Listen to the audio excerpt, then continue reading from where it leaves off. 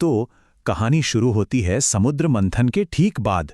जब अमृत बंटा तब देवताओं और असुरों के बीच एक ऐसा घमासान युद्ध छिड़ा जैसा पहले कभी नहीं हुआ था।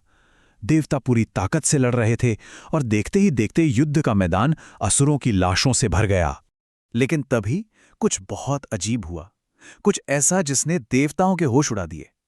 जो भी असुर युद्ध में मारे जा रहे थे वो कुछ ही देर में वापस जिंदा होकर लड़ने लगते। ऐसा लग रहा था मानो उनकी सेना अमर हो गई है, जिसे कोई हरा ही नहीं सकता। देवता हैरान थे, परेशान थे। उन्हें समझ नहीं आ रहा था कि आखिर ये हो क्या रहा है।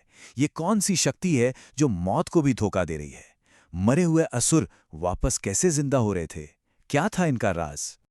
और इस अविश्वसनीय शक्ति के पीछे कोई असुर नहीं था, बल्कि एक महान ऋषि थे। नाम था शुक्राचार्य, महर्षि भृगु के पुत्र और असुरों के गुरु। और उन्हीं के पास था वो शक्तिशाली मंत्र जो मुर्दों में भी जान डाल सकता था। अब सवाल ये उठता है कि इतने बड़े ज्ञानी, इतने महान ऋषि देवताओं को छोड़कर असुरों के साथ क्यों थे? इस सवाल का जवाब उनकी अपनी कहानी में छिपा है।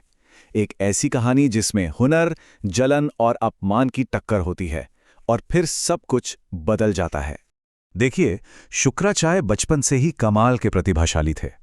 वो महान महर्षि भृगु के बेटे थे और अपनी पढ़ाई उन्होंने महर्षि अंगिरस के आश्रम में की। वहां उन्होंने राजनीति से लेकर युद्ध नीति और तपस्या तक हर चीज में महारत हासिल कर ली और बहुत जल्द ही वो अपने गुरु के सबसे काबिल छात्र बन गए। लेकिन उसी आश्रम में गुरु अंगिरस के बेटे बृहस्पति भी पढ़ते थे और शुक्राचार्य को धीरे धीरे लगने लगा कि गुरुजी तो अपने बेटे पर ही ज्यादा ध्यान देते हैं और उनकी काबिलियत को नजरअंदाज कर रहे हैं। बस यहीं से उनके दिल में जलन का वो बीज पड़ा जो आगे चलकर एक बहुत बड़ा पेड़ बनने वाला था। और एक दिन उनसे रहा नहीं गया। उन्होंने अपने गुरु से सीधा पूछ लिया, मैं बृहस्पति से कहीं ज्यादा काबिल हूं, फिर भी आप सारा ध्यान उसी पर क्यों देते हैं?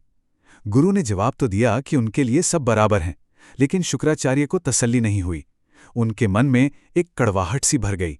आश्रम छोड़ने के बाद शुक्राचार्य ने अपनी काबिलियत साबित करने के लिए घोर तपस्या की और कई दिव्य शक्तियां पाईं। इसके बाद वो पूरे आत्मविश्वास के साथ इंद्र के पास पहुंचे, देवताओं का गुरु बनने का प्रस्ताव लेकर। लेकिन उनकी जिंदगी का सबसे बड़ा अपमान एक गुरु ने नहीं, बल्कि एक राजा ने किया। इंद्र ने भरी सभा में शुक्राचार्य को कहा, एक असुर की संतान कभी देवताओं की गुरु नहीं बन सकती। ये इसलिए कहा गया क्योंकि शुक्राचार्य की मां काव्य माता असुर वंश से थीं। ये सिर्फ एक नौकरी से इनकार नहीं था, ये उनकी पहचान पर, उनके अस्तित्व पर हमला था। और जब किसी की काबिलियत को छोड़कर उसके वंश के आधार पर उसे ठुकराया जाता है तो वो अपमान एक आग बन जाता है। बस अपमान की उसी आग ने शुक्राचार्य के मन में देवताओं के लिए नफरत भर दी। उन्होंने ठान लिया कि वो ऐसी शक्ति हासिल करेंगे जो देवताओं को उनके सामने घुटने टेकने पर मजबूर कर दे। और यहीं से शुरू हुई उनकी वो महान तपस्या, मृत संजीवनी पाने के लिए।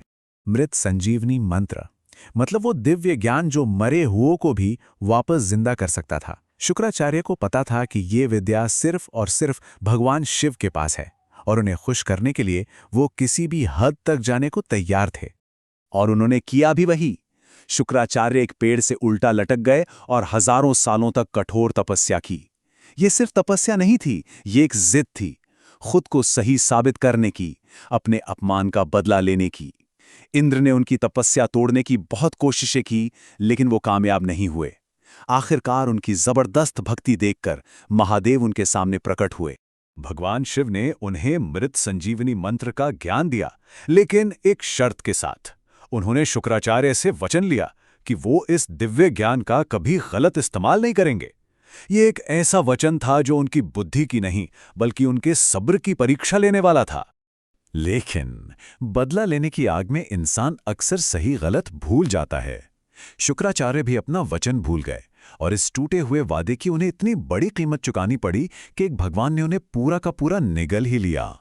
देवताओं से युद्ध जीतने के जुनून में शुक्राचार्य ने अपने वचन को तोड़ दिया। उन्होंने संजीवनी मंत्र को एक हथियार की तरह इस्तेमाल करना शुरू कर दिया और मरे हुए असुरों को लगातार जिंदा करने लगे। ठीक वही काम जिसके लिए शिवजी ने उन्हें मना किया था। अब सोचिए, जब भगवान शिव ने देखा कि उनके दिए हुए वरदान का इस तरह दुरुपयोग हो रहा है, तो उनका क्रोध किस हद तक पहुंच गया होगा। उन्होंने शुक्राचार्य को सबक सिखाने का फैसला कर लिया। शिवजी का क्रोध देखकर शुक्राचार्य उनसे बचने के लिए भागे, छिपने की कोशिश की, लेकिन महादेव से कौन बच सकता है। उन्होंने शुक्राचार्य को ढूंढ निकाला और अपने क्रोध में उन्हें पूरा का पूरा निगल लिया। शिव पुराण के मुताबिक शुक्राचार्य भगवान शिव के पेट में 1-2 साल नहीं बल्कि हजारों सालों तक कैद रहे। ये सजा थी उनके टूटे हुए वचन की और उस ज्ञान के गलत इस्तेमाल की। लेकिन कहानी यहां खत्म नहीं होती। हजारों साल बाद उन्हें बाहर आने का एक रास्ता मिला, और उन घटनाओं ने न सिर्फ उन्हें आजाद किया बल्कि एक तरह से शुक्राचार्य का नया जन्म हुआ, जिसने उनकी पूरी कहानी को ही बदल दिया। हुआ ये कि शुक्राचार्य को शिव के लिंग के रास्ते से बाहर निकलने का एक मार्ग मिला। बाहर आते ही उन्होंने सीधा मां पार्वती के पैर पकड़ लिए और महादेव से माफी की भीख मांगी। तब मां पार्वती ने शिवजी को समझाया कि क्योंकि शुक्राचार्य उनके शरीर से निकले हैं तो वो अब उनके बेटे जैसे हैं।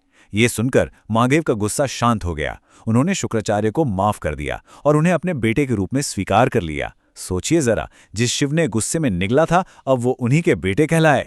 तो देखिए शुक्राचार्य का किरदार कितना पेचीदा और दिलचस्प है। एक तरफ वो महान महर्षि भृगु के महान बेटे थे, तो दूसरी तरफ जलन और अपमान से भरे एक बागी गुरु। वो जीवन देने वाले संजीवनी मंत्र के स्वामी थे और बाद में खुद महादेव के बेटे बने। उनकी कहानी हमें दिखाती है कि एक ही इंसान के अंदर ज्ञान, घमंड, बदला और माफी सब कुछ एक साथ हो सकता है। तो आखिर शुक्राचार्य कौन थे? एक महान ऋषि या एक दैत्य गुरु? या फिर उनकी कहानी हमें बस ये सिखाती है कि सही और गलत के बीच की लकीर बहुत धुंधली होती है, और कभी-कभी किसी को ठुकरा देना एक ऐसी ताकत को जन्म दे सकता है जो पूरी दुनिया को हिला कर रख दे।